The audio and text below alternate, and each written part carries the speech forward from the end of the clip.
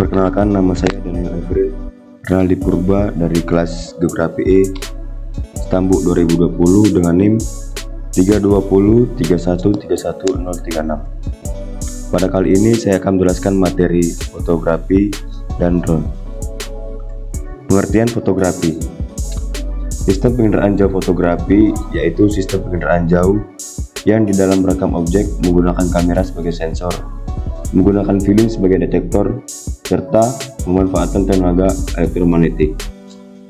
Perekaman objek dapat dilakukan dari udara maupun dari antariksa. Hasil rekamannya setelah diproses menjadi foto udara atau foto satelit. Fotografi sudah berkembang sejak lama. Foto pertama dibuat pada tahun 1826 dan sejak itu teknologi fotografi terus dikembangkan untuk menghasilkan kamera yang lebih kecil dan lebih baik. Perkembangan ini semakin memuncak dengan penemuan kamera digital sebagai sebuah revolusi.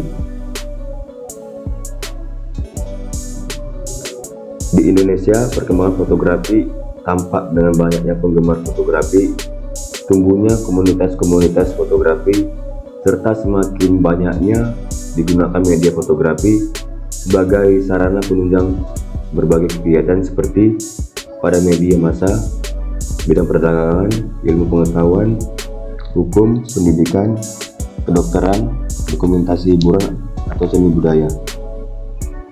Seiring perkembangan teknologi fotografi di Indonesia, maka fotografi tidak sekedar sebagai sarana untuk dokumentasi, tetapi fotografi telah berkembang menjadi sarana dalam bidang seni sebagai alat komunikasi. Perkembangan yang meningkat di bidang fotografi serta keterkaitan fotografi dengan bidang-bidang teknologi dan ilmu pengetahuan, maka ada banyak kebutuhan dan keinginan untuk mengikuti perkembangan tersebut. Kebutuhan-kebutuhan seperti tersedianya semua wadah yang membuat masyarakat untuk mempelajari fotografi yang ada di Indonesia. Fotografi telah menjadi bagian tak terelakkan dalam kehidupan manusia di seluruh dunia. Bahkan orang awam dapat berhadapan dengan 1000 hasil fotografi tiap harinya, baik dalam bentuk foto, iklan, pamflet, dan di berbagai media massa sampai di pinggir jalan. Manusia melihat segala sesuatu dengan mata, sehingga semua benda memiliki ruang atau kedalaman, yaitu kesan yang menjelaskan batas antara benda yang dekat dengan benda yang jauh.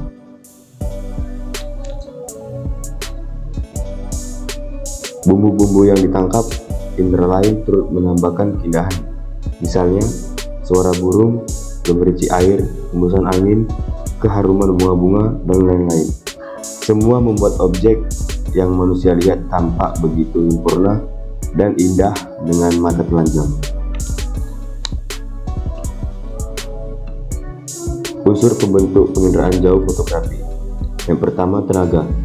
Penginderaan jauh sistem fotografi pada umumnya menggunakan tenaga alamiah, yaitu matahari sebagai sumber tenaga yang utama. Tenaga yang digunakan memiliki panjang gelombang 0,3 m hingga 0,5 m. Di samping sinar matahari, dapat pula digunakan sinar bulan maupun sinar buatan apabila pemotretannya dilakukan pada malam hari. Di dalam perkembangannya, orang dapat melakukan pemotretan dengan menggunakan tenaga di luar spektrum tampak, yaitu spektrum inframerah hingga panjang gelombang 0,9 m dan spektrum ultraviolet dekat hingga panjang gelombang 0,3 m. Di samping itu juga dapat dilakukan pemotretan dengan menggunakan gabungan antara spektrum tersebut maupun dengan rinciannya. Dua objek. Objek yang dapat dibedakan dalam foto udara terbatas pada objek yang nampak, yaitu objek di permukaan bumi yang tidak terlindungi oleh objek lainnya. Objek di bawah permukaan tanah dan objek di permukaan tanah yang tertutup oleh vegetasi tidak dapat tergambar pada foto udara. Meskipun demikian, ada objek tak tampak tapi dapat ditafsirkan berdasarkan objek yang tampak. Sebagai contoh, jenis buatan dapat ditafsirkan berdasarkan fotografi, pola aliran, dan vegetasi penutupnya. Di dalam bentuk transmisi, tenaga menembus objek dengan mengalami perubahan kecepatan sesuai dengan indeks pembiasan antara dua objek yang bersangkutan. Tenaga di dalam bentuk panas maupun sinar dapat diserap oleh benda atau objek. Tenaga pantulan yaitu tenaga yang dipantulkan oleh benda dengan sudut datang sebesar sudut pandang lainnya. Hamburan yaitu pantulan secara acak. Tenaga pantulan berupa tenaga serapan yang kemudian dipancarkan oleh benda atau objek penyerapnya. Yang ketiga, sensor. Ada 5 jenis kamera yang digunakan di dalam penginderaan jauh fotografi, yaitu kamera kerangka untuk pemetaan, kamera kerangka untuk keperluan tinjau, kamera panoramik, kamera strik, dan kamera multispektral. Berikut ini merupakan contoh dari kamera.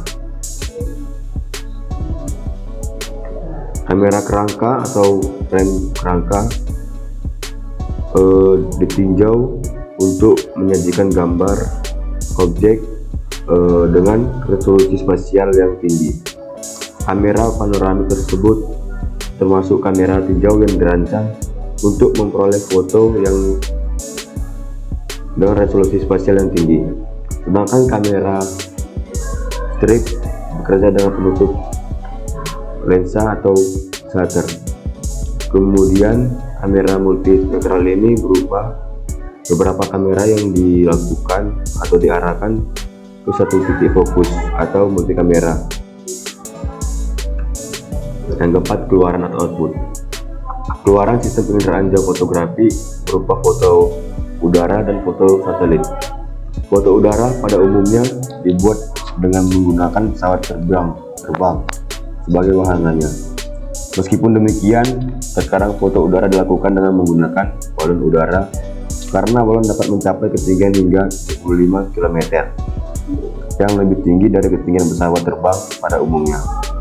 Foto udara merupakan penyaji data yang potensial, sedangkan foto satelit sesuai dengan namanya yaitu digunakan dengan menggunakan satelit sebagai wahananya.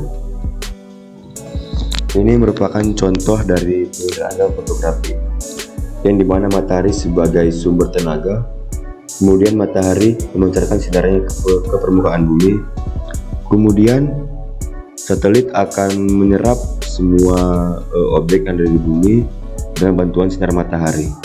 Kemudian sensor akan mengirimkan ke stasiun bumi, kemudian stasiun bumi akan mengolah data, kemudian data akan diolah, dianalisis, dan akan dikeluarkan sebuah bentuk peta atau disebut dengan output.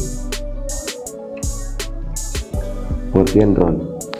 Dalam kamus bahasa Inggris, drone artinya dengung.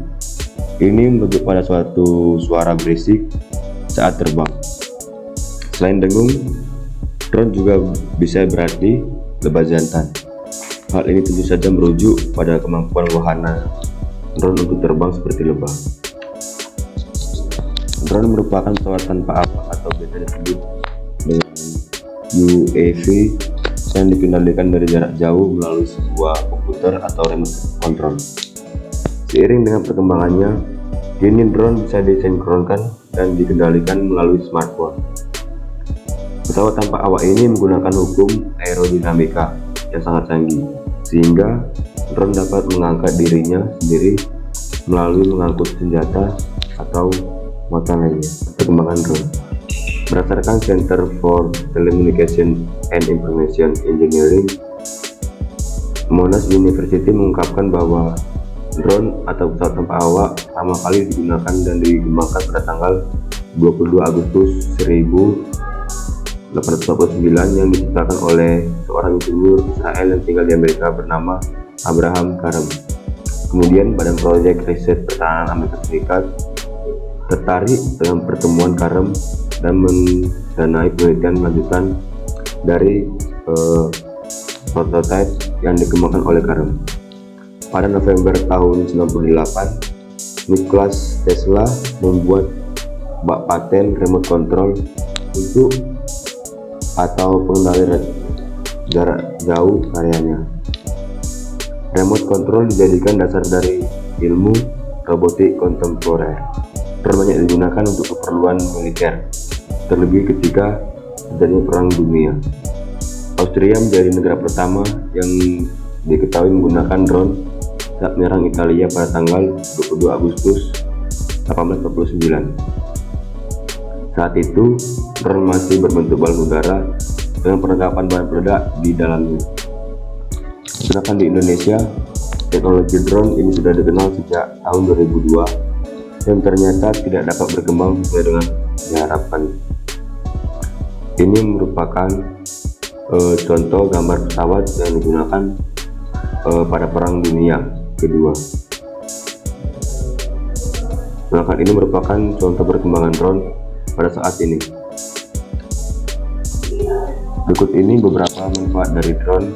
Yang pertama, untuk hobi dan kesenangan semata. Yang kedua, memotret atau mengambil video dari udara. Contohnya ini kita mengambil video itu digunakan untuk sebuah perfilman atau sebuah kebutuhan dalam membuat konten. Yang ketiga, pemantauan arus lalu lintas yang dilihat dari udara.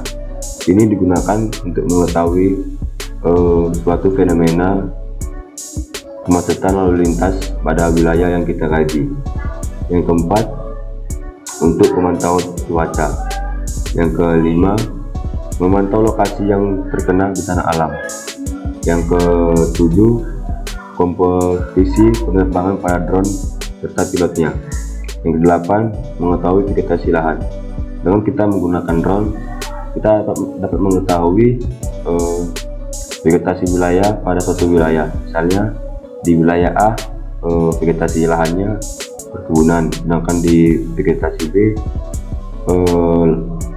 merupakan vegetasi lahan industri.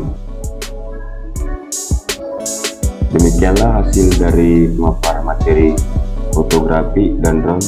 Semoga dengan adanya materi ini dapat menambah wawasan mengenai pemindahan jauh.